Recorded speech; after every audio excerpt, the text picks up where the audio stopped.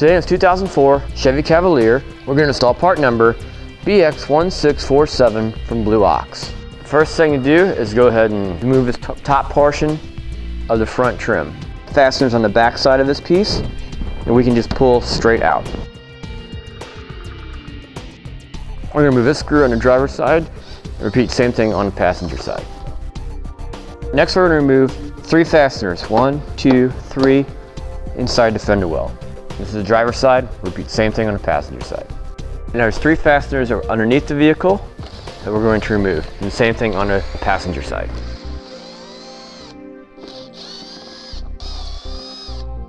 To give us a little more working room, we're going to remove this fastener as well.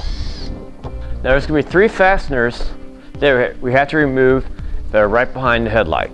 Now we're going to reach from the bottom up, and we're looking at the passenger side. Now on the driver's side, there's components in the way that'll be harder to see.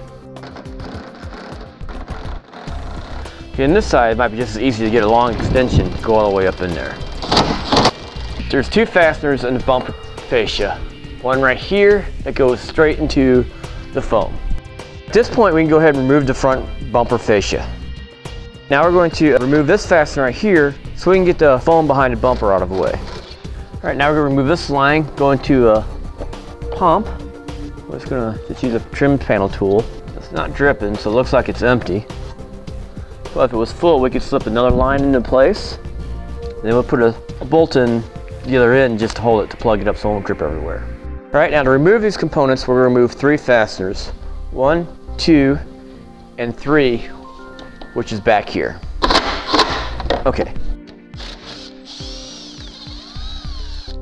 Now, these components are also connected to the fender liner, so I'm going to remove these 2 screws here. All right, get the bottom loosened up. Now at the very top, there's a push pin up here.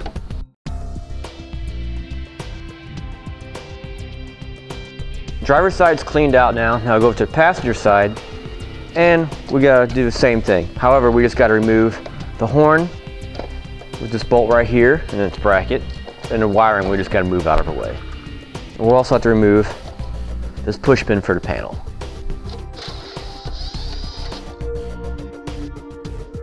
Now at this point, we can just start installing the base plate. Now you definitely want to have an extra set of hands to help hold it up while we clamp it in place. With the base plate clamped up, we'll go ahead and mark and drill our 4 holes. Also, there's a hole that's underneath the bumper structure that we have to drill into as well.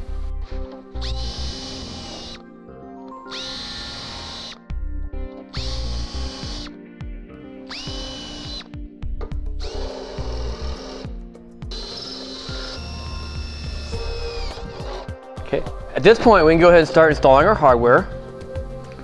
We're going to use the handle nuts. We're going to push it from this opening on the bottom and run it behind the hole we're going to use.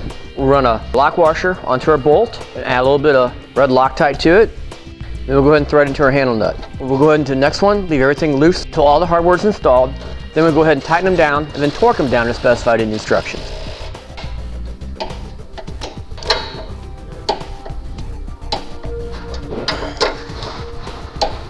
Now we can go ahead and cut the excess length off the handle. All right, now we go start reassembling our components with our horn. Reconnect our electrical. Now this part here was replaced by the bolt right here, so it's just going to have to stay loose. Our clip for the wire was covered up by the tow bar too, so we're actually just going to move it right up here. Now we'll go ahead and start putting the components back onto the other side. All right, now we go ahead and continue reassembling the interior components. We'll go ahead and put our foam into place. We'll have to do some trimming. We can go make a notch in it. We'll just cut it in half and come over this way, and it should fit right up.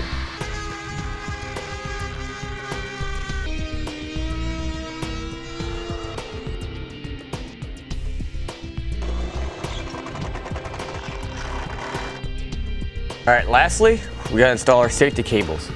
They will wrap around the frame, any fashion that you can do it in. We'll take the 2 ends, bring them together, and using the quick link, we'll connect them to our base plate. Now at this point, we go and reinstall the bumper cover, and we'll make any adjustments to the bumper cover if we have to. One last detail is that we'll actually install the bracket for the wiring connector. We'll use a self-threading bolt to the end of the tube.